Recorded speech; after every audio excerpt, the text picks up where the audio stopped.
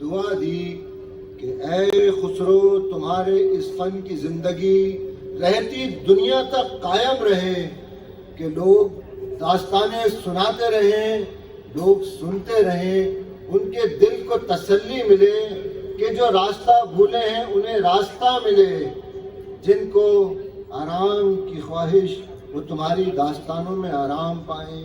اور دیکھو کہ وقت گزر جائے گا، دور پلٹ جائے گا، تمہاری داستانیں زندہ رہیں گی، کوئی داستان کو داستان سنائے گا اور لوگ بیٹھ کے سنیں گے۔ 13ویں صدی میں یہ بات کہی گئی اور آج سچ ہوئی۔ تو کچھ باتیں کسی شاعر کی، یہ شاعر آپ کی دلی کا رہنے والا، کہ جب یہ دہلی پہنچا اس کے نانا ملک چھجو دہلی کا بادشاہ، اس کے یہاں فوجی سالار، لیکن یہ ننھا بچہ جس کا نام خسرو، وہ تو شاعری کرتا، پپتیاں بنا بنا کستا، کہ جب اسے پڑھنے بیٹھایا جاتا وہ پڑھنے نہ بیٹھتا، وہ ادھر ادھر پھدکتا پھرتا۔ یہ آپ کی دہلی کی داستان اور اس کے قصے کہ وہ ادھر ادھر پھدکتا پھرتا کہ نانا پریشان ہوئے، نانا کہتے بیٹا دیکھو اس شاعری وائری میں اور کہانیوں میں کچھ نہیں رکھا، تم فوج کی تیاری کرو کہ تمہیں فوج میں بھرتی ہونا ہے اپنے نانا کی طرح۔ لیکن اس کا نتیجہ یہ ہوا کہ گھر آئے نانا کے مہمانوں کو ہی یہ پکڑ پکڑ کے شعر سنانے لگا کہ ماں پریشان ہوئی، اس ننھے بچے کو ایک صوفی کے پاس لے چلی کہ اس بچے پہ جانو کون سا جن آیا، کون سی آتما سمائی، کہ وہ صوفی ہی اس کا کوئی اپچار کریں گے۔ کہ ماں اس بچے کو لے کے چلی اور اس جگہ کا نام تھا تب غیاث پور، اور آج ہم کہتے ہیں نظام الدین۔ نظام الدین پہنچی، صوفی کے دروازے پہ جو رکی تو خسرو نے کہا ارے ماما یہ سب صوفی بابا ڈھونگی ہیں، ان کی باتوں میں کہاں آتی ہو؟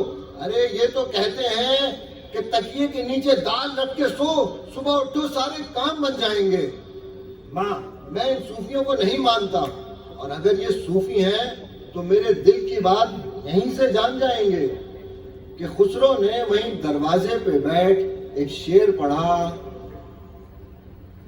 تیرے در پہ آ کبوتر بن جاتا باز ہے، تیرے در پہ آ کبوتر بن جاتا باز ہے، اے شاہ تو نے مجھے دی کیا آواز ہے۔ خسرو وہیں بیٹھ گئے، ذرا دیر گزری، اندر سے خادم دوڑا دوڑا آیا اور اس نے کہا تم ابھی اپنی ماں کے ساتھ آئے ہو، تم نے اپنے دل میں ایک شعر پڑھا ہے؟ خسرو کو حیرت ہوئی، انہوں نے کہا ہاں۔ تو سنو، اندر جو پیر ہے اس نے تمہارے شعر کا جواب بھیجا ہے کہ جو جانتا ہے سچ وہ سب کا ہمراز ہے، جو جانتا ہے سچ وہ سب کا ہمراز ہے، اور ناداں ہے وہ جسے اس در سے اعتراض ہے۔ خسرو نے کہا کہ پیر اعلیٰ مل گئے، بھلا کیا نام ہے ان صوفی صاحب کا؟ یہ اولیاء نظام الدین ہے، تم انہی کے دروازے، انہی کی چوکھٹ آؤ، وہ تمہیں اندر بلاتے ہیں۔ خسرو اندر پہنچے، دیکھا ایک صوفی نظریں جھکائے بیٹھا ہے، ارد گرد اس کے چاہنے والوں کا مجمع ہے۔ صوفی کی نظریں اٹھی، خسرو کی نظروں سے جو نظریں ملی تو خسرو بے ساختہ کہہ اٹھے چھاپ تلک سب چھینی رے مو سے نینا ملا کے، چھاپ تلک سب چھینی رے مو سے نینا ملا کے، موہے متواری کر دینی رے مو سے نینا ملا کے۔ اس نغمے کو آپ ابھی بہت خوبصورت آواز میں سنیں گے کہ یہ نغمہ جب انہوں نے گنگنایا اور آج بھی زندہ کہ حضرت نظام الدین اولیاء اٹھے، خسرو کو اپنے سینے سے لگایا، ماں نے دیکھا تو کہا لو وہ شاعری کا جن آ گیا خسرو پہ، اب یہ اس کا کچھ علاج کریں گے. کہ ماں نے جو حیرت کی نظروں سے دیکھا تو خسرو نے یوں کہا آج رنگ ہے ری ماں رنگ ہے ری میرے محبوب کے گھر رنگ ہے ری.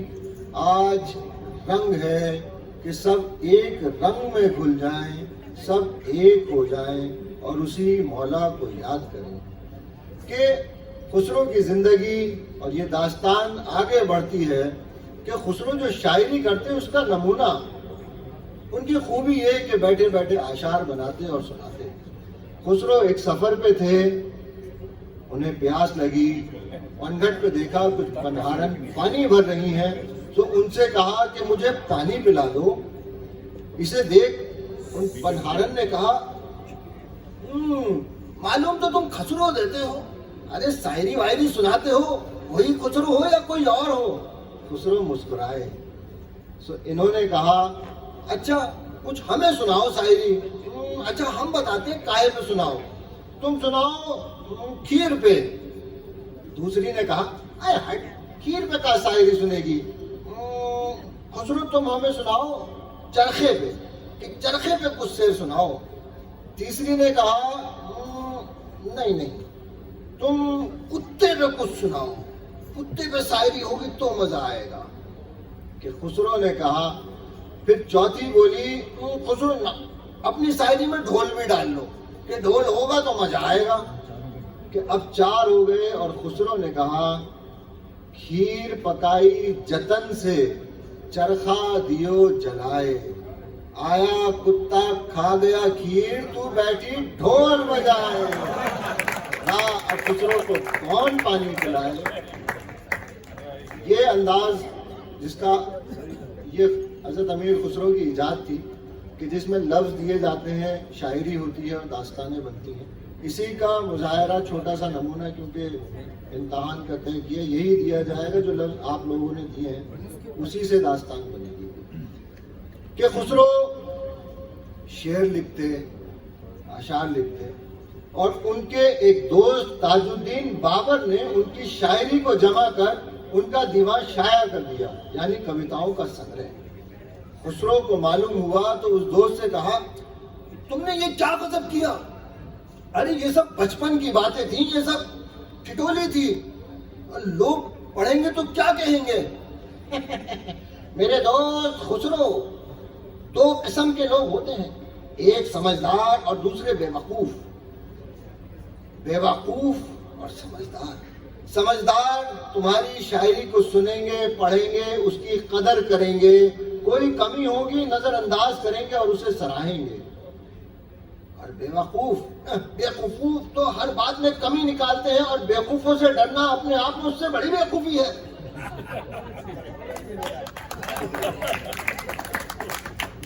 اور خسرو تمہارے یہ نغمے چھاپ تلک سب چینی، آج رنگ ہے کاہے کو بیاہی بدیس. خسرو ان نغموں کو لوگ عرصے تک گائیں گے اور گنگنائیں گے. کہ دوست کی یہ بات کہ جب دلی کے دربار تک خسرو کی شاعری پہنچی تو بادشاہ نے خسرو کو بلایا اور کہا خسرو تمہیں معلوم ہے بادشاہ سے خزانے کو چھپانا کس قدر بڑا جرم ہے، اور تم نے یہ جرم کیا ہے. حضور میں تو ایک معمولی شاعر، میں نے کہا یہ جرم. خسرو تمہارے سینے میں جو شاعری ہے وہ کسی خزانے سے کم نہیں، سناؤ ہمیں کچھ تو سناؤ. حضور میں تو بس ایسے ہی جملوں سے جملے جوڑ لیتا ہوں، بات سے بات بناتا ہوں. اب صبح میرے ذہن میں ایک سطر آئی تھی کہ وہ ابھی تک مکمل نہ ہو سکی. کہ میں نے آسمان سے پوچھا تیرا سورج کہاں ہے، اب یہ مکمل ہی نہ ہوئی. کہ درباری شاعروں نے لفظ سے لفظ جوڑے، بات سے بات بنائی، مگر بن نہ پائی. سب نے کہا بادشاہ سلامت یہ کیا بات کہ میں نے صبح سے پوچھا تیرا سورج کہاں ہے. کہ خسرو بادشاہ کا نام تھا ملک چھجو، یہ دلی کے بادشاہ تھے جو موجود تھے. تو خسرو نے کہا میں نے صبح سے کہا پوچھا تیرا سورج کہاں ہے تو آسمان نے مجھے ملک چھجو کی صورت دکھا دی۔ بادشاہ بڑے خوش ہوئے کہ ایسی اعلیٰ تعریف، خسرو تم آج سے ہمارے درباری شاعر۔ واہ! کہ ملک چھجو دہلی سے رخصت ہوئے، دوسرے بادشاہ آئے، انہوں نے خسرو کو بلایا اور کہا یہ آپ کی دلی کا شاعر کس مرتبے پہ پہنچا کہ آج تک لوگ ترستے ہیں۔ بلایا اور کہا یہ خلجی بادشاہ ہیں، اور وہ خسرو سے کہتے ہیں خسرو ہمیں معلوم ہوا ہے تم جس لفظ کو اپنے ہاتھ سے ورق پہ اتار دو وہ نور بن کے روشن ہو جاتا ہے جیسے آسمان میں چمکتا چاند۔ تم ہماری داستان لکھو، مثنوی کے انداز میں لکھو، اور بتاؤ اس کا کیا نذرانہ چاہتے ہو، کیا پیشگی چاہتے ہو۔ حضور یہ معمولی شاعر، آپ جو دیں گے عنایت ہوگی۔ خسرو اچھا یہ بات اس سے پہلے میں عرض کروں، یہ ہر دور کے بادشاہوں کا رواج رہا ہے کہ وہ بہترین لکھنے والوں کو بلاتے ہیں اور کہتے ہیں کہ تم ہماری تعریف نہیں مطلب ہمارے بارے میں لکھو اور کہو کیا نذرانہ چاہتے ہو۔ خسرو نے کہا حضور جو مل جائے عنایت ہوگی۔ حضور تھال بھر اشرفیاں مل جائیں۔ نہیں خسرو ہمارے شیان شان مانگو، ہم دہلی کے بادشاہ ہیں۔ حضور دیکھ بھر کے اشرفیاں۔ نہیں خسرو مانگو، ہماری داستان لکھو گے مانگو۔ حضور کیا ہاتھی تول کے سونا؟ ہاں خسرو ہم تمہیں ہاتھی تول کے سونا دیں گے، جاؤ ہماری داستان لکھو۔ اور وہ داستان تران السعدین جو آج بھی موجود خسرو نے لکھی، جب خسرو لکھ اسے دربار میں پہنچے تو بادشاہ نے کہا خسرو ہمیں معلوم ہوا ہے کہ دہلی میں ایک صوفی ہے، اس کے پاس لوگوں کا آنا جانا رہتا ہے، اور ہمیں معلوم ہوا کہ تم بھی ادھر جاتے ہو۔ دیکھو ہمیں خدشہ ہے کہ وہ بغاوت نہ کر دے کہ اتنے لوگ اس کے پاس آتے ہیں، تم جاؤ اور معلوم کرو یہ کیا معاملہ ہے۔ اب دیکھیے خسرو کی حاضر جوابی۔ خسرو اگلے روز پہنچے تو کہا حضور آپ ابھی دہلی کے بادشاہ بنے ہیں، آپ نے دہلی کو سجایا ہے، سنوارا ہے کہ لوگ اسی دہلی کو دیکھنے کے لیے آتے ہیں۔ بادشاہ بڑے خوش ہوئے کہ بھئی ایسا کر دیا میں نے، مجھے معلوم ہی نہیں۔ دور گزرا کہ بادشاہ کو جب پھر یہ اندیشہ ہوا تو انہوں نے خسرو کو خزانہ دیا، کہا کہ خسرو یہ رکھو اور ہمیں سچ سچ بتاؤ کہ آخر وہ پیر کہیں ہمارے خلاف سازش کی تیاری تو نہیں کر رہا۔ خسرو نے کہا جی حضور۔ خسرو پہنچے، وہ خزانہ لٹایا، لنگر ہوا، اور اگلے روز پہنچ کہا حضور میں وہاں پہنچا، اس صوفی کی خانقاہ میں کوئی نہ تھا کہ آپ نے جو اتنا خزانہ دیا تھا وہ میں نے لوگوں میں تقسیم کر دیا، کہ لنگر ہوا، لوگ آئے، آپ کو دعائیں دیں، آپ کی تعریف کی، حضور وہاں تو کچھ نہیں۔ اب بادشاہ نے سوچا کہ یہ کیا معاملہ ہے، تو بادشاہ نے کہا ہم کچھ نہیں سننا چاہتے، ہم یہ اعلان کرتے ہیں کہ چاند کی پہلی تاریخ سے پہلے وہ صوفی ہماری دربار میں حاضر ہو، نہیں تو اس کا سر ہمارے سامنے پیش کیا جائے۔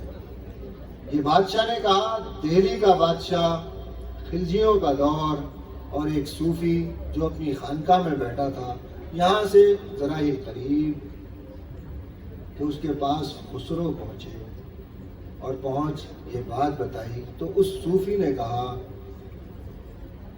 خسرو ابھی رات ہے، رات کا چاند کھلا ہے، دیکھو یہ رات اپنے کیا کیا رنگ دکھائے۔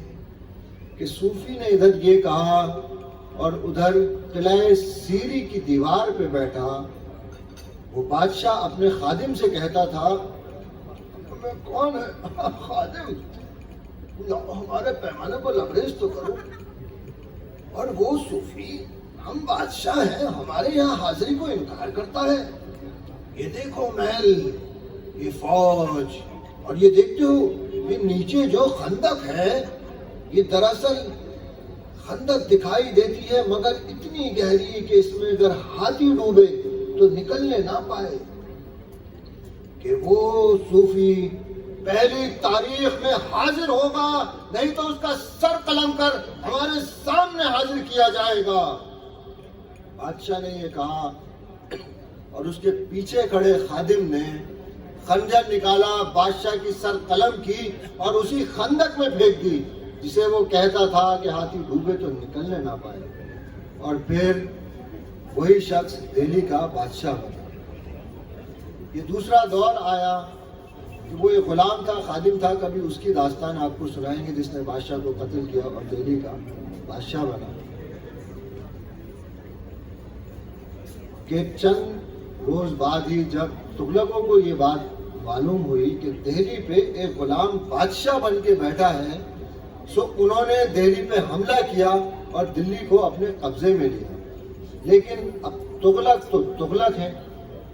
تغلق بادشاہ نے فرمان جاری کیا کہ نظام الدین ہماری اپنی خانقاہ سے ہمارے دربار میں آئیں یا ہم اس سے ملنے جائیں گے.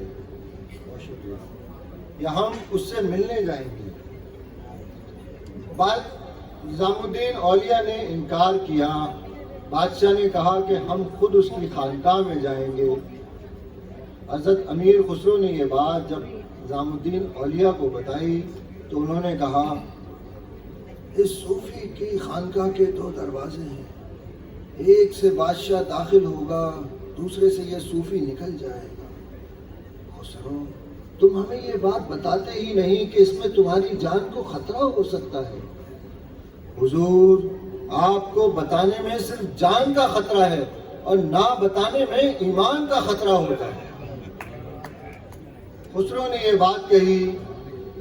بادشاہ کو یہ معلوم ہوا کہ نظام الدین اولیاء حاضر نہیں ہوتے, سو اس نے پابندیاں لگانا شروع کی کہ تغلق کا محل بنتا تھا. اور یہ بات معلوم ہوئی کہ مزدور کام کرنے والے دن بھر یہاں کام کرتے ہیں اور رات کو نظام الدین کے لیے باولی بناتے ہیں, اور وہ رات کو تھک جاتے ہیں کہ صبح پھر یہاں کیا کام کریں گے. تو یہ بادشاہ نے فرمان جاری کیا کہ دہلی میں اب تیل نہ ملے گا کہ جو چراغوں کو روشن کر سکے. اب دہلی میں رات تو اندھیرا ہوگا اور تمام مزدور آرام کریں گے. یہ بات جب نظام الدین اولیاء کو معلوم ہوئی کہ اب چراغوں کے لیے تیل نہ ہے, تو انہوں نے اپنے پاس رکھا پیالہ اٹھایا اور اٹھا کے کہا کہ وہ بادشاہ خدا کی مشیت میں اپنی بادشاہت داخل کرتا ہے. ہم یہ پانی کی باولی اپنی چاہ کے خاطر نہیں, عوام کے لیے بناتے ہیں. جاؤ اور روشن کرو چراغ. انہوں نے پیالہ اٹھایا اور باولی کی طرف پھینکا کہ ان کا ایک شاگرد اٹھا, دوڑا گیا. اس نے اس پیالے میں پانی بھرا, چراغوں میں ڈالا, دوڑ لگائی اور وہ چراغ چل اٹھے. کہ اس شاگرد کا نام نصیر الدین, اور اس بات سے وہ چراغ کہلایا. اور آج جہاں وہ شاگرد آرام کر رہا ہے دہلی میں, اسی جگہ کا نام ہے چراغ دہلی. کہ نصیر الدین چراغ دہلی. بادشاہ کو یہ بات جب اور معلوم ہوئی تو اس نے یہ فرمان جاری کیا. اب جہاں ہم بیٹھے ہیں بس یہیں کے آس پاس کی باتیں کچھ, کہ بادشاہ نے یہ فرمان جاری کیا کہ ہم بنگال جاتے ہیں کوچ کو, اور ہم دہلی لوٹیں تو وہ صوفی دہلی چھوڑ چلا جائے کہ ہم نہیں چاہتے ہماری تلوار کسی صوفی کے خون سے رکھے. بادشاہ بنگال گیا. لوگ نظام الدین اولیاء کے پاس پہنچے. خسرو نے کہا کہ وہ بادشاہ ضدی ہے, آپ دہلی چھوڑ کیوں نہیں دیتے؟ تو نظام الدین نے کہا دہلی دور است, کہ دلی ابھی دور ہے, کہ اس بادشاہ نے بنگال فتح کیا، تغلق بادشاہ بنگال فتح کیا، دہلی پہنچے. آج ہم لوگ جہاں بیٹھے ہیں اس کے برابر سے یمنا ہو کے گزرتی تھی، اور جہاں ہمایوں کا مقبرہ ہے وہیں پہ نظام الدین اولیاء کی خانقاہ جسے چلہ شریف کہتے ہیں، اس کے برابر دریا، اور دریا کے دوسری طرف بادشاہ کے استقبال کے لیے راتوں رات ایک محل تیار کیا گیا، تعمیر کیا گیا کہ بادشاہ بنگال فتح کر کے دریا کے دوسرے پار جو اترا اس کے استقبال میں جشن ہوتا تھا کہ سب نے کہا حضور آپ دہلی چھوڑ کیوں نہیں دیتے، کہ وہ بادشاہ دریا کے پار ہے، وہ بادشاہ ہے حضور آپ کی جاں کا پیاسا ہے.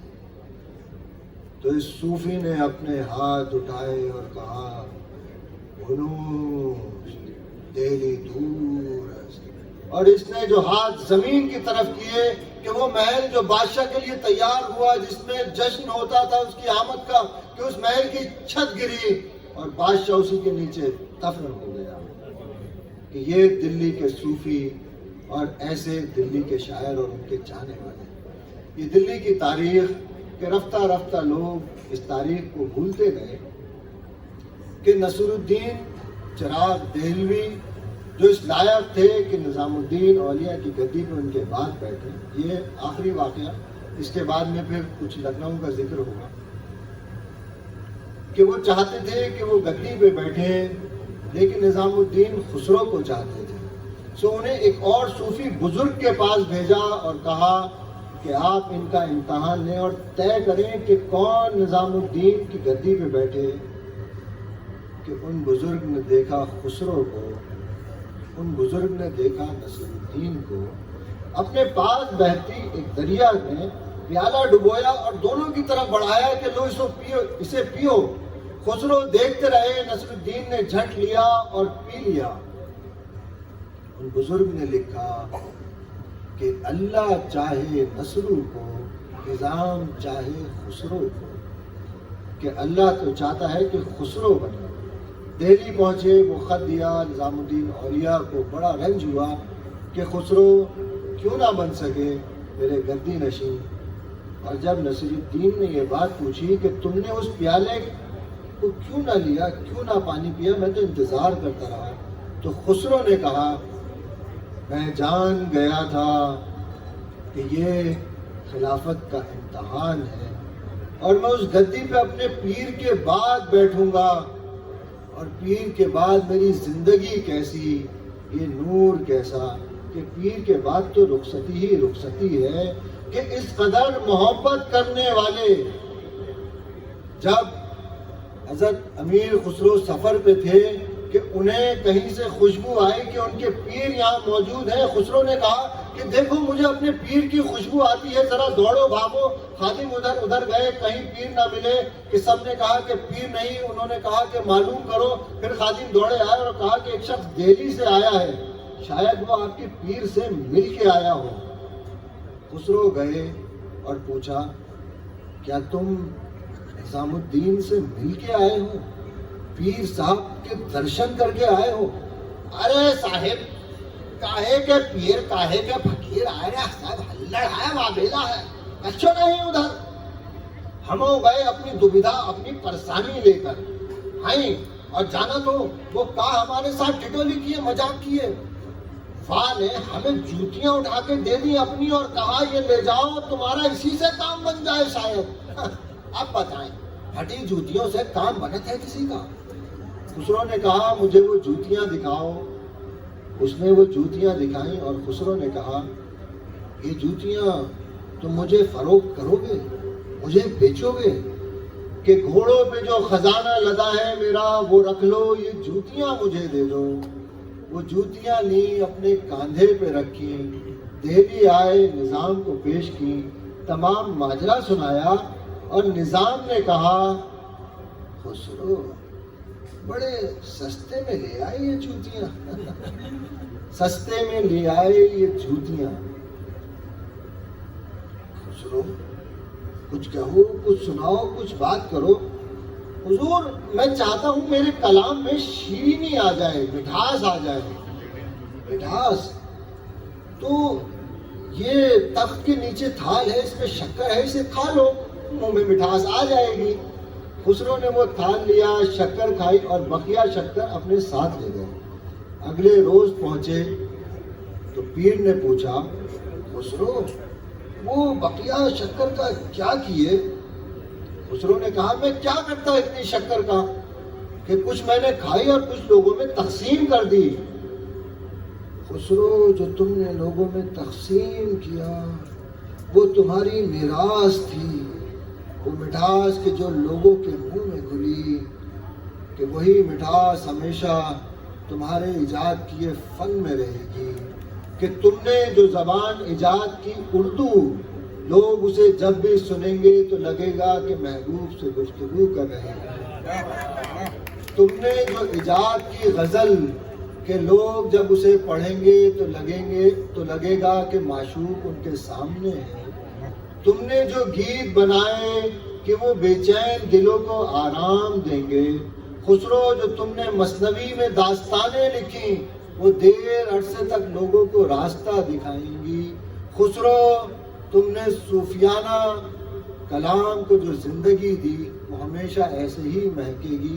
تم نے جو ایجاد کی قوالی, یہ قوالی ہمیشہ گائی اور گنگنائی جائے گی. خسرو تم نے جو ایجاد کیا طبلہ, وہ ہر ساز کے ساتھ گھل مل جائے گا.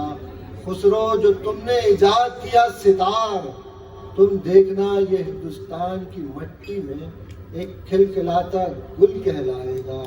خسرو تمہاری زندگی ہمیشہ یوں ہی رہے گی کہ لوگ تمہاری داستانیں سنائیں گے اور سننے والے محبت سے سنیں گے.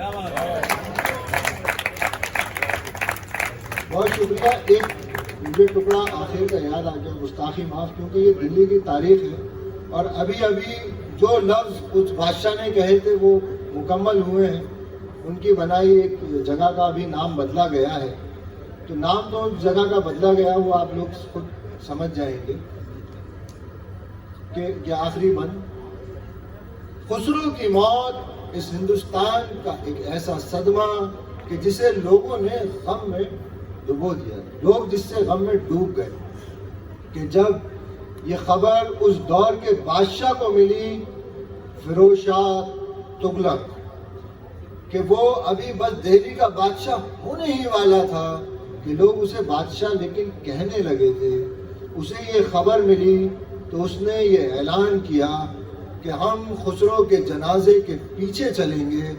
اور درباریوں نے سنا تو کہا, حضور بادشاہ کبھی بھی کسی کے جنازے ارتھی کے پیچھے نہیں چلا کرتے, وہ تو وہاں پہنچ جاتے ہیں جہاں سب کو پہنچنا ہوتا ہے. تو اس بادشاہ نے کہا, بلاؤ تاریخ لکھنے والے مورخوں کو, بلاؤ داستان سنانے والوں کو, بلاؤ ادیبوں کو اور شاعروں کو, اور ان سے کہو آج کے دن کو درج کریں تاریخ میں, کہ عین ممکن ہے آنے والے دور میں ان کی لکھی تاریخ, ان کا لکھا اتہاس مٹا دیا جائے. آنے والے دور میں لوگ ہمیں ظالم کہیں, جابر کہیں, ہماری بنائی عمارتیں توڑ دی جائیں. عین ممکن ہے کہ ہمارے نام کی عمارتوں کا نام بدل دیا جائے, لیکن خسرو کا ذکر قیامت تک رہے گا. اور جب لوگ خسرو کی داستانیں سنائیں گے تو کہیں گے کہ یہ دلی کا وہ صوفی, وہ شاعر, وہ عوام سے محبت کرنے والا, جس کے جنازے کے پیچھے دہلی کے بادشاہ چلے, کہ اس کی داستانوں میں ہم ہمیشہ زندہ رہیں گے اور لوگ کہیں گے کہ یہ دلی والا تھا, یہ خسرو تھا, اور یہ جہان خسرو کا ہے, کہ سب خسرو کے پروردگار ہیں. بہت بہت شکریہ. میرے پاس وقت کتنا ہے کہ جو فرمائش ہے کہ لکھنؤ کا ذکر کچھ کریں, تو میرے پاس دیر کتنی ہے یہ بتا دیں. ابھی دلی دور ہے, ابھی مزہ آ رہا ہے, بہت ٹائم. شکریہ. دہلی کا ہی ایک شاعر جسے خدائے سخن کہا گیا. خدائے سخن کہ جو تمام شاعروں میں اعلیٰ اور افضل. جو لوگ بیٹھ سکتے ہیں وہ بیٹھ جائیں کیونکہ حاضری تو ہو گئی. شکریہ. کہ دہلی کا وہ شاعر جسے لوگ کہتے میر اور دنیا نے کہا میر تقی نہیں. میر تقی میر کہ وہ شاعر خدائے سخن. دہلی میں وہ بچہ میر، اس کی کفالت کرنے والا کوئی نہ تھا. وہ اپنے ماموں کے یہاں رہتا تھا کہ باپ کا انتقال ہو گیا تھا اور بھائیوں نے گھر سے نکال دیا تھا. اس کے ماموں خان آرزو وہ درباری شاعر. میر ان کے پاس پہنچے اور ان سے کہا ماموں جان میں چاہتا ہوں آپ میری دربار میں سفارش کر دیں کہ میں درباری شاعر ہو جاؤں. ارے میاں کیسی باتیں کرتے ہو؟ ہمارے ہوتے اول تو دلی میں کسی اور شاعر کی گنجائش نہیں کہ وہ درباری ہو. اور تم نے یہ کیا شاعری کا شوق پالا ہے میاں؟ نا نا نا نا کہ دلی کا حال یہ ہے جو پتھر اٹھاؤ اس کے نیچے سے ایک شاعر نکلے. نا میاں نا، دلی میں گنجائش نہیں کہ تم شاعری کر سکو، کوئی اور شغل کرو. کہ جو خود شاعر ہے وہ دوسروں کو یہ مشورے دے رہا ہے. آج کل بھی کچھ ایسے ہی معاملہ ہے. خسرو نے یہ طے کیا کہ وہ دہلی چھوڑ کہیں اور جا بسیں اور لوگوں نے کہا خسرو تم اودھ کیوں نہیں چلے جاتے کہ وہاں کا نواب آصف الدولہ وہ شاعری کا رقص کا رسیہ ہے، وہ تمہارے نام سے واقف ہے، وہ تمہیں اپنے دربار میں جگہ ضرور دے گا. تو میر اس جگہ جا بیٹھے جہاں سے اودھ کے لیے سواریاں جاتی ہیں. اودھ جو آج کا لکھنؤ. مگر ان کے پاس تو اتنی بھی رقم نہیں کہ سفر کی رقم دیں ادا کر سکیں اور اودھ جائیں. سو وہ ایک کونے میں اپنے منہ کو لپیٹ بیٹھ گئے. کسی نے دیکھا تو کہا آہا میر صاحب کا اودھ جات رہی.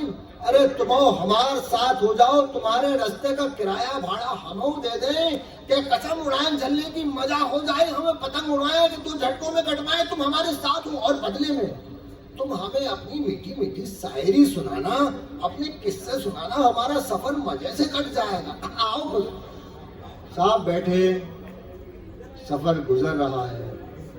دیر ہوئی، میر صاحب منہ پہ کپڑا باندھ کے بیٹھے، کچھ کہتے ہی نہیں کہ ان صاحب نے پھر کہا ارے بھائی میر صاحب قسم اڑان جلنے کی ہمارا سفر برباد ہوئے جائے، ہم پتنگ اڑائیں تو جھٹکوں میں کٹ. ارے کچھ کہتے کیوں نہیں؟ حضور آپ کو اپنے سفر کے خراب ہونے کی فکر ہے اور مجھے فکر ہے کہ میں آپ سے گویا ہوا آپ سے بولا تو میری زبان ہی خراب نہ ہو جائے. اس طرح زبان والوں نے زبان کی حفاظت کی. اودھ پہنچے. اب دیکھیے اودھ کا رنگ یہاں سے گھلتا ہے. اودھ پہنچے، ادھر ادھر رہے. لوگوں نے کہا کہ نواب کے پاس تم خود چلے جاؤ کہ وہ نواب ہے، اگر نہیں بلاتا تو کیا ہوگا. میر دربار میں پہنچے. آصف الدولہ اپنی مسند پہ جلوہ افروز ہیں، ان کے ہاتھ میں پیمانہ لبریز ہے. دائیں بائیں خادم، شاعر، موسیقار اپنے رنگ بکھیرتے ہیں. دیر گزری جب میر کا کسی نے ذکر نہ کیا تو میر نے کہا میں کوئی ایسا معمولی ایسا ناپید شاعر تو نہیں کہ میرا ذکر بھی نہ آیا محفل میں. سو اپنا نام لکھا اور رخ کا نواب کی طرف بھیجا. نواب نے دیکھا تو کہا امیر دہلی سے آئے ہو؟ میاں دلی والے تو شاعری کم طنز زیادہ کرتے ہیں، لیکن چلو اب آئے ہو تو سناؤ کچھ. طنز زیادہ کرتے ہیں دلی والے، شاعری کم. میر نے جو پہلا شعر پڑھا وہ کچھ اس طرح یارو مجھے معاف رکھو کہ میں نشے میں ہوں، جام دو تو خالی دو کہ میں نشے میں ہوں. نواب نے سنا کہ یہ اس پہ اس قدر طنز یارو مجھے معاف کرو، میں نشے میں ہوں، جام دو تو خالی ہی دو کہ میں نشے میں ہوں۔ دربار میں سناٹا چھا گیا، سب لوگ میر کو دیکھتے رہے اور میر نے دوسرا شعر پیش کیا، یا ہاتھ لو مجھے مانند جام میں، یا ہاتھ لو مجھے مانند جام میں، یا کچھ دور میرے ساتھ چلو کہ میں نشے میں ہوں یارو۔ میر نے جو یہ بات کہی تو نواب کو احساس ہوا کہ یہ شاعر تو قیمتی ہے، یہ جانے کی بات کرتا ہے، تو فوراً نواب نے کہا، بھائی میر ٹھہرو میاں کوئی شعر سناؤ، ایسا شعر کہ جس کی گہرائی اس قدر ہو کہ شاعری کے شوقین برسوں تک اس میں غوطہ لگائیں اور جب نکلیں معنی کا ایک نیا موتی لے کے آئے۔ سو میر نے شعر پڑھا، دکھائی دیے یوں کہ بے خود کیا، دکھائی دیے یوں کہ بے خود کیا، ہمیں آپ سے بھی جدا کر چلے۔ بات نواب بڑے خوش ہوئے کہ واہ، ہماری ایسی تعریف تو آج تک کسی نے نہ کی تھی۔ میر، واہ، تم آج سے ہمارے درباری شاعر، کہو کیا نذرانہ چاہتے ہو، کہو میر کہو۔ کہ میر نے کہا، حضور شاعر کو 1 روپے روز مل جائے بس عنایت ہے، قبول میر قبول، 1 روپے روز۔ یہ داستان ہم رشیا میں سنا رہے تھے، تو ایک صاحب جو بینک میں ملازم تھے ہندوستانی، جب 1 روپے کا ذکر آیا، وہ گجرات سے ان کا تعلق تھا، وہ حساب جوڑنے میں لگ گئے کہ 1 روپے آج کے کتنے بنے گے۔ نہیں، اتفاق ہے کہ ان کا تعلق وہاں سے تھا، بینک کے ملازم، اور آخر میں انہوں نے بتایا کہ اس زمانے کا 1 روپے ہندوستان میں آج کے 10 لاکھ بنتے ہیں۔ اب مہینے کا آپ لگائیں اور سال کا جوڑیں، اب آپ آگے کے بند کو بہتر پہنچ پائیں گے اس تک۔ کہ میر نے جب کہا کہ 1 روپے روز، تو تمام درباریوں کے ہوش اڑ گئے کہ یہ کیسا شاعر آیا جس نے اپنا اس قدر نذرانہ طے کیا، خود منتخب کیا۔ تو میر نے شعر پڑھا، ابتدائے عشق ہے روتا ہے کیا، ابتدائے عشق ہے روتا ہے کیا، آگے آگے دیکھیے ہوتا ہے کیا۔ ابھی تو ہماری دربار میں شروعات ہے، تم آگے آگے دیکھو کیا کیا ہوگا۔ ذرا دیر گزری، سب جھوم رہے ہیں نیند میں، لیکن نواب ابھی تک مسند پہ جلوہ افروز ہیں۔ اب اجازت لیں تو کیسے لیں کہ یہ میر ہی تھے کہ جنہوں نے اگلا شعر پڑھا۔ پہلا شعر ابتدائے عشق ہے روتا ہے کیا، آگے آگے دیکھیے ہوتا ہے کیا۔ نیند اب تیرے مقدر میں نہیں، نیند اب تیرے مقدر میں نہیں، رات کے پچھلے پہر سوتا ہے کیا۔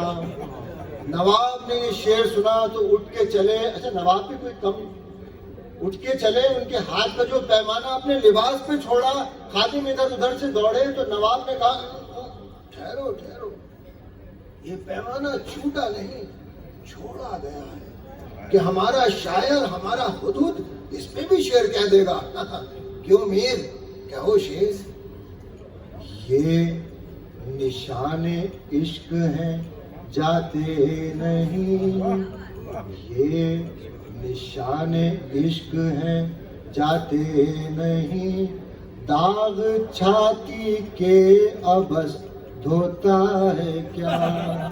کہ نواب اٹھ کے چلے، لڑکھڑائے، تو اس پہ بھی میر نے شعر پڑھا، گر کے اٹھنا اٹھ کے چلنا سیکھ لے، گر کے اٹھنا اٹھ کے چلنا سیکھ لے، پا کے منزل عبث ہوتا ہے کیا۔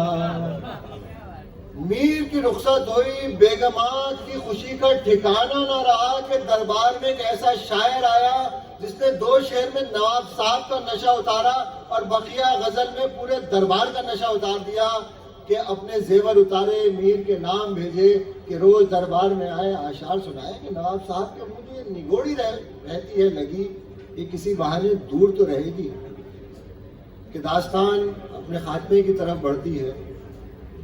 وہ پرچیاں جنہوں نے نہ لکھی ہوں وہ لکھ لیجیے گا کہ داستان اپنے خاتمے کی طرف بڑھتی ہے کہ ایک روز نواب کا مزاج ذرا نرم گرم تھا کہ بیگمات نے رکا بھیجا اور کہا کہ میر آئیں اور کچھ شعر سنائیں کہ ذرا نواب کا جی بہلے۔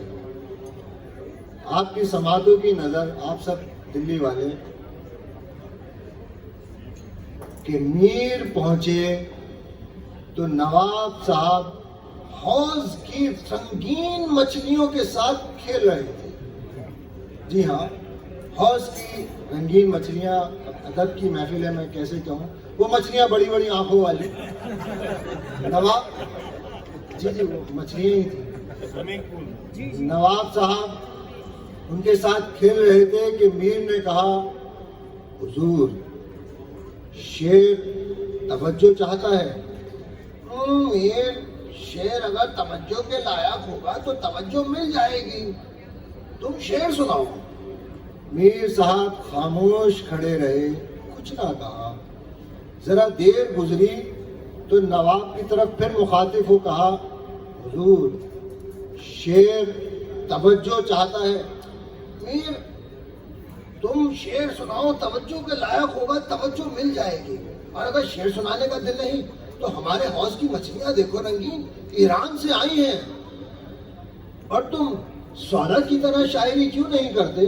سودا اس وقت کے بڑے شاعر، حضور میں شاعری میں لفظوں کا سودا نہیں کرتا، سودا کے یہاں لفظ غلام بنے کھڑے رہتے ہیں، اور میری شاعری میں تو زندگی ہے۔ کہ میر صاحب اٹھے، اور جو اٹھ کے چلے تو ایک مچھلی جس نے ابھی چھلانگ نہ لگائی تھی حوض میں، وہ سامنے آئی اور کہا کہ حضور اپنی شاعری کی زندگی کی علامات ہم پہ ظاہر نہ کیجیے گا۔ یہ بات پوری کروں اس سے پہلے ایک اور، کیونکہ آج وہ داستان کا حصہ نہیں ہے، وقت کم ہے۔ یہ ایک انداز تھا جب شاعری میں باتیں ہوتی تھیں کہ آخری دور میں جب میر صاحب بیمار ہوئے، دلی میں رہے، تو لوگوں نے کہا کہ ایک عطار کا لونڈا ہے، بڑا ماہر ہے دوائیں بنانے میں، آپ کو دیکھتے ہی آپ کا مرض بتا دے گا۔ کہ وہ آیا، اس نے میر صاحب سے کہا کہ جی کچھ تو اپنے بارے میں بتائیں۔ کہ میر نے کہا، دیکھ تو دل کے جان سے اٹھتا ہے، دیکھ تو دل کے جان سے اٹھتا ہے، یہ دھواں سا کہاں سے اٹھتا ہے۔ کہ اس عطار کے لڑکے نے میر کے ہی شعر میں جواب دیا، گور کس دل جلے کی ہے یہ فلک، گور کس دل جلے کی ہے یہ فلک، شعلہ ایک صبح یہاں سے اٹھتا ہے۔ کہ واپس لوٹے، اس خادمہ نے کہا کہ میر صاحب اپنے اشعار کی زندگی کی علامات ہم پہ ظاہر نہ کیجیے گا کیا؟ تو میر صاحب کی وہ زندگی، پتا پتا بوٹا بوٹا حال ہمارا جانے ہے، جانے نہ جانے گل ہی نہ جانے، باغ تو سارا جانے ہے۔ ہمارا حال سب جانتے ہیں، سب واقف ہیں، ایک جو محبوب ہے گل، بس وہی ہمارے حال کو نہیں جانتا۔ کہ لفظ ہے چارہ گری، یعنی کہ خیریت پوچھنا۔ چارہ گری بیماری دل کی، رسم شہر حسن نہیں۔ یہ حسن والوں کے شہر کی یہ روایت نہیں ہے کہ وہ بیمار کے دل کا حال پوچھیں۔ اچھا یہ بات دیکھیے کہ اس دور سے لے کے آج تک حالات وہی ہیں، بالکل بدل گئے۔ چارہ گری بیماری دل کی، رسم شہر حسن نہیں، ورنہ دلبر ناداں بھی اس درد کا چارہ جانے ہے۔ میر صاحب نے کہا کہ نواب صاحب میں ذرا اپنے شیروں کو گھاس چرا لاؤں، یہ کہہ کے گئے اور پھر کبھی نہ لوٹے کہ وہ دلی کا شاعر اور وہ اودھ کے نواب، اور دونوں جو ملے تو یوں ملے کہ نواب صاحب جمعے کی نماز پڑھ ہاتھی سے آتے تھے، ادھر میر صاحب ایک دکان کی ڈیوڑی پہ بیٹھے تھے۔ لوگ اس واقعے کو جانتے تھے، اس رسہ کشی کو، کہ اب دیکھو میر صاحب اٹھ کے سلام کریں گے کہ نواب کی سواری ٹھہرے گی۔ سب اس منظر کو دیکھتے تھے کہ وہاں کے فقیروں نے گنگنانا شروع کیا، پتا پتا بوٹا بوٹا، کہ یہ منظر نواب کی سواری آئی اور میر صاحب کے سامنے ٹھہر گئی۔ دونوں خاموش۔ نواب نے کہا، میر صاحب وہ آپ کے شیر ابھی تک گھاس چر کے نہ نمٹے؟ کہ وہ ہاتھی کے اوپر بیٹھے تھے کہ آوازیں بلند انہوں نے کہا تھا، اور ادھر سے میر نے کہا، حضور میں نے تو سنا تھا کہ شریف لوگ بازار میں اونچی آواز میں بات نہیں کرتے۔ کہ بازار میں سناٹا چھا گیا کہ نواب نے اپنی سواری بیٹھائی اور کہا، میر صاحب اگر ہم آپ سے دور تھے آپ تو ہمارے قریب آ سکتے تھے۔ کہ نواب نے ہاتھ بڑھایا، میر صاحب کو ہاتھی پہ اپنے ساتھ بیٹھایا، کہ دونوں جو سواری پہ جاتے تھے تو بازار کے دیکھنے والوں کو یقین نہ ہوتا تھا کہ وہ اپنی زندگی میں یہ منظر دیکھ رہے ہیں کہ نواب کے ساتھ کوئی ایک سواری پہ بیٹھا ہے، اور سب لوگ یہی گاتے اور گنگناتے تھے، یارو مجھے معاف رکھو کہ میں نشیب میں ہوں۔ بہت بہت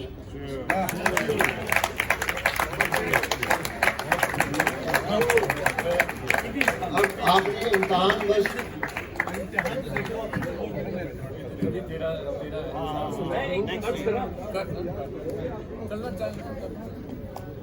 جو پرچیاں آپ لوگوں نے دی تھی اس سے No. Why? What happened? I want to say something whenever. 2 minutes. Lovey. 5 minute آپ لوگوں کے لیں گے۔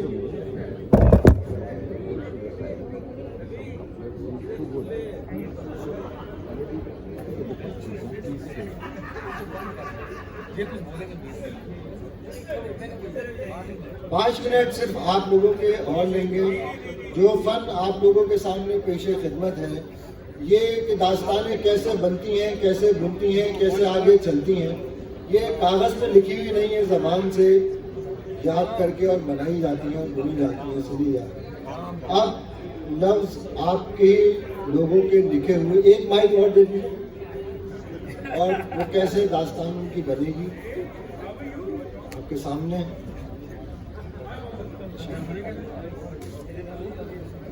مائک آپ کو دے رہے ہیں۔ جس فن کو آپ لوگ ملاحظہ فرما رہے تھے، ایک بار پھر یہ 13ویں صدی کا فن ہے، داستانیں سنانے کا۔ بہت کم آپ کے جیسے مداح، شوقین، عزت نواز جو اس فن کو سنیں اور سنائیں۔ آپ ایک ایک کر کے ادھر رکھ جائیے گا، میں کام تو میں کچھ تھوڑا سا بول دوں۔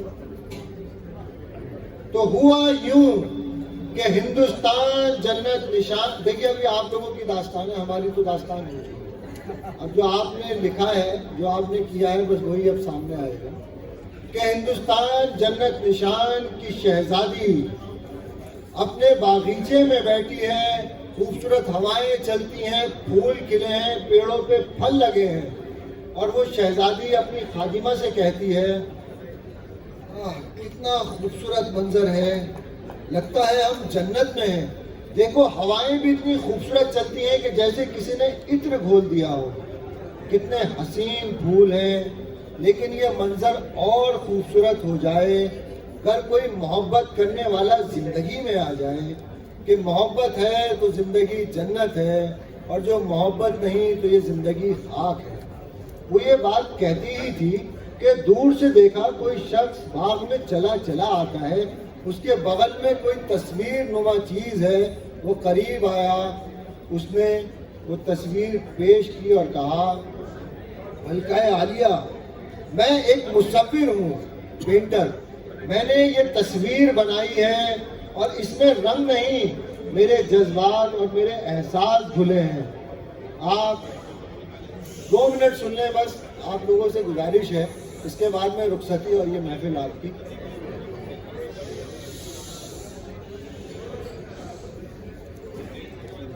کہ آپ میری محبت قبول کریں اور دیکھیں جو میں نے تصویر بنائی ہے یہ اس بات کی علامت ہے کہ میں آپ سے محبت کرتا ہوں, اور ایسی تصویر نہ کبھی کسی نے بنائی ہوگی اور نہ کوئی بنا سکے گا. آپ یہ تصویر قبول کریں اور مجھے اپنی محبت عنایت فرمائیں. کہ اسے سن اس شہزادی نے کہا, جی کیا کہا؟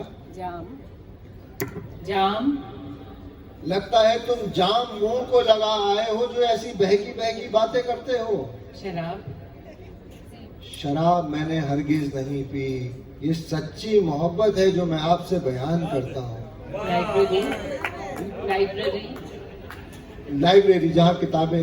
تم ایک کام کرو, ہمارے مخطوطات میں جاؤ, وہاں جا کے کچھ پڑھو لکھو کہ سلیقہ سیکھو شہزادیوں سے کیسے بات ہوتی ہے. انتظار. کہ میں کب سے اس گھڑی کے انتظار میں اپنی زندگی گزار رہا تھا, اور آپ یہ مجھ سے کیسی باتیں کہتی ہیں. فرینڈس. اچھا ہم محبت نہ صحیح تو دوست ہی بن جائیں کیا؟ بے مثال. دو پڑھیے. اچھا دو ایک ساتھ. ٹھیک ہے. بے مثال پیس. بے مثال پیس.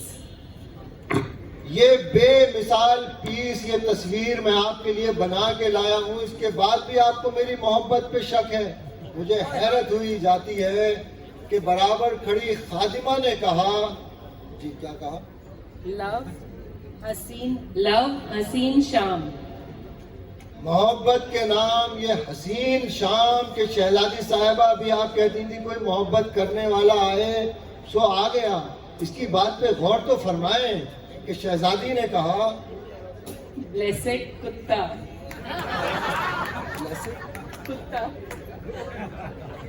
یہ بلیسک کتے کی ایک نسل ہوتی ہے, وہ مالکوں سے ایسے ہی محبت کرتا ہے. اس سے زیادہ مجھے یہ کچھ نہیں لگ رہا. مسٹیکل.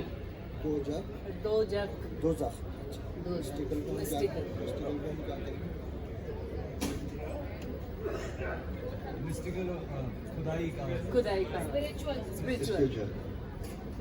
میاں تم ایسی باتیں کرتے ہو اس جوانی میں محبت کی, ذرا ہوش سنبھالو, 2 زخم میں جاؤ گے. کہ یہ جو روحانی باتیں ہیں یہ یوں کھلے عام نہیں کی جاتی. تم پردے میں کہنا ہم سے. بیوٹیفل پائس. انگریزی کے بڑے ہیں اس میں, میں یہ سوچ رہا ہوں ان کا ترجمہ کیا کروں. خوبصورت. پائس کو کیا بولیں گے؟ پیور. پاک. یہ میری خوبصورت پاک محبت ہے, اسے قبول کیجئے کہ ایسی محبت کرنے والا آپ کو پھر نہ ملے گا. اور محبت کا اتنا ذکر محل میں عرصے بعد جو بیگم نے سنا, ملکہ عالیہ نے سنا, تو وہ آئیں اور انہوں نے کہا کہ ہمارے یہاں اس سونے محل میں کون محبت کا ذکر کرتا ہے. وہ آئیں اور انہوں نے آ کے کہا, حسن پیار. حسن اور پیار کی باتیں ہمارے محل میں. بادشاہ سلامت کو تو فرصت نہیں اور شہزادی کی زندگی میں کوئی نہیں. میاں تم کون ہو, اپنا تعارف تو دو. دوستی آداب. دوستی کا پیغام لے کے آیا ہے ایک مصور, اور آپ کو آداب کہتا ہے ملکہ عالیہ. اجنبی خطاب. اجنبی, کچھ ہم سے خطاب کرو, کچھ کہو, اپنے بارے میں بتاؤ, آخر تم کون ہو. دوست. پنجرا. میں تو محبت کا پیغام لایا تھا، لیکن انہوں نے میری محبت کو دوستی کے پنجرے میں بھی قید ہونے لائق نہ سمجھا۔ میں اس سے زیادہ اپنا کیا تعبیر دوں؟ माँ प्यार, ہاں ہم ماں ہیں، ہم پیار کی قیمت سمجھتے ہیں۔ تم اپنی بات ہمیں بتاؤ کہ ہم شہزادی کو سمجھائیں گے کہ شہزادی تنک کیوں اٹھی اور اس نے کہا۔ मुकद्दर रास्ता, میاں اپنے مقدر کا راستہ دیکھو، تم یہاں سے جاؤ، یہ تم کیا عجیب عجیب باتیں کرتے ہو؟ یہ ملکہ عالیہ بیچاری محبت کی پیاسی ہیں، ان پہ نہ محبت کے پھول برساؤ۔ जुनून, डिवोशन, میرے جنون کی یہ شدت ہے کہ جو دیکھے گا وہ جان جائے گا کہ یہ محبت سچی ہے۔ اب محبت کا اتنا ذکر ہو رہا تو بادشاہ سلامت کیسے دور رہتے؟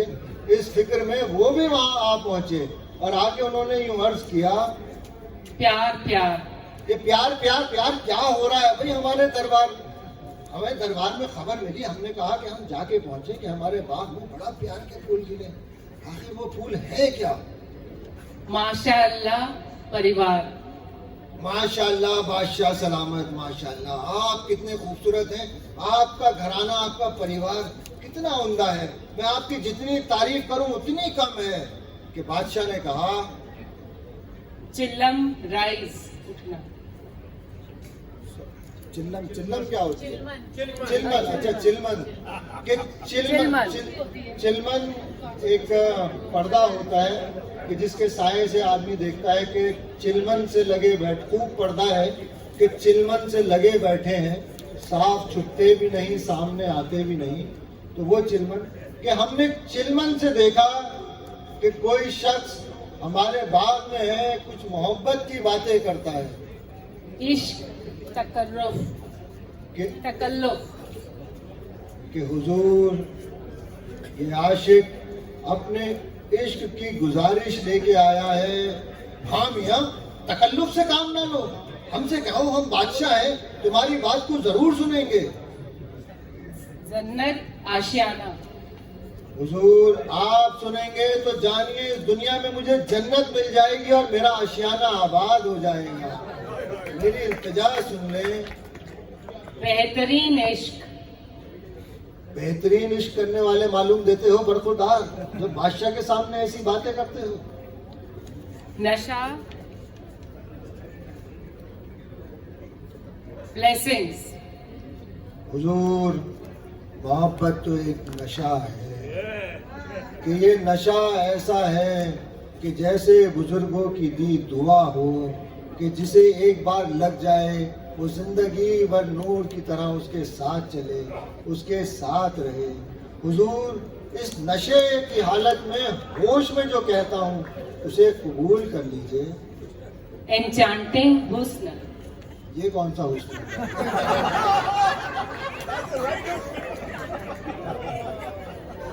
نور دینے والا حسن۔ حضور آپ کی باتوں سے مجھے سرور آتا ہے، آپ کیسی عمدہ باتیں کرتے ہیں، اور دیکھیے میرا حسن بھی کوئی کم تو نہیں کہ جو میں نے تصویر میں بنایا ہے۔ آپ دیکھیں اور قبول کریں۔ بادشاہ کو غصہ آیا کہ دیر ہو گئی، ادھر ادھر کی باتیں کرتا ہے، ہم بادشاہ ہیں، چلو اسے دربار میں لے کے چلیں کہ اس کا فیصلہ وہیں کریں گے۔ जान, حضور جان کی امان چاہتا ہوں کہ ایک یہی تو جان ہے جو نذرانہ لایا ہوں، میری زندگی کی جان مجھے عنایت کر دیں کہ یہ جان رہے گی تو جانیے لوگ اس جان کا ذکر کرتے رہیں گے، اور جان جان تک یہ بات پہنچے گی کہ ایک محبت کرنے والا دربار میں آیا تھا، آپ نے اس کی جان بخش کے اس کی جان اس کے عنایت کی تھی۔ جان کی امان پاؤں کہ یہاں سے رخصت ہو جائے۔ very good.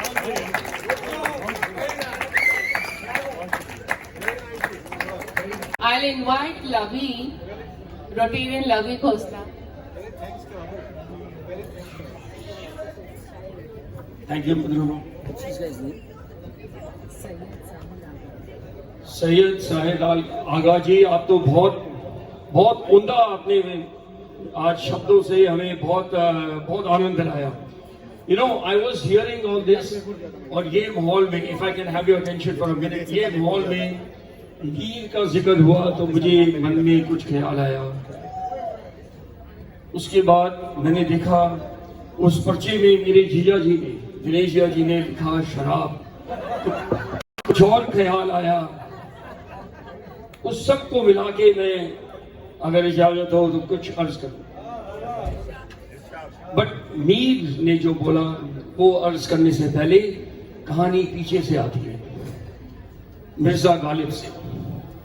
تو مرزا غالب نے ایک بار ذکر کیا, پینے دے دوست مجھے مسجد میں, پینے دے دوست مجھے مسجد میں, ورنہ بتا ایسی جگہ جہاں خدا نہ ہو.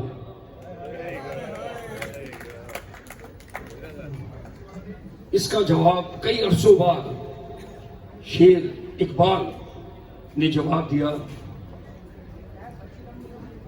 مسجد خدا کا گھر ہے پینے کی جگہ نہیں, مسجد خدا کا گھر ہے پینے کی جگہ نہیں, جا تو کوئی کافر کے دل میں وہاں پر خدا نہیں. کئی عرصوں بعد شاعر فراز نے اس کا جواب دیا, ہو کر آیا ہوں میں کافر کے دل سے, ہو کر آیا ہوں میں کافر کے دل سے, وہاں پر بھی پینے کی جگہ نہیں, خدا موجود وہاں بھی ہے مگر اسے پتا نہیں ہے. اس کے بعد کئی عرصوں کے بعد واضی, شاعر واضی نے جواب دیا اس کا, خدا موجود ہے ہر جگہ اس دنیا میں, یہاں پینے کی کوئی جگہ نہیں, خدا موجود ہے ہر جگہ اس دنیا میں, یہاں پینے کی کوئی جگہ نہیں. تو جا جنت میں وہاں پینا منع نہیں. تو شاعر سوچ میں پڑ گئے.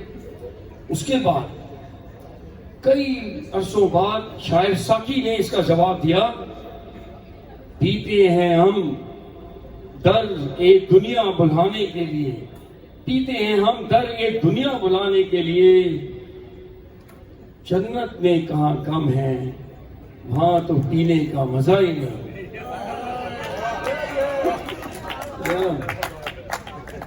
کم ہی نہیں.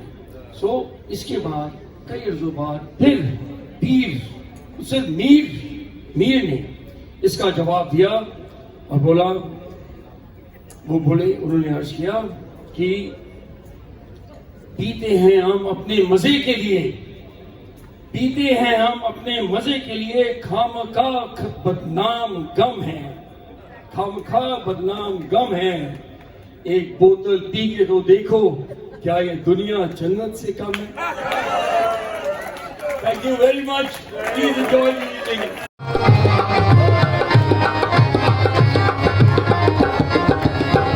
ہر دم پیرا تیری خیر ہوے, ہر دم پیرا تیری خیر ہوے, نام علی بیڑا پار لگا جھولے لال, نام علی بیڑا پار لگا جھولے لال. علی مولا علی مولا علی مولا علی مولا علی مولا علی مولا علی نام علی بیڑا پار لگا جھولنا لڑ زندگی سیوڑ داس کی شہباز کلندر دمادم کلندر علی دم دم میرے اندر دمادم مست کلندر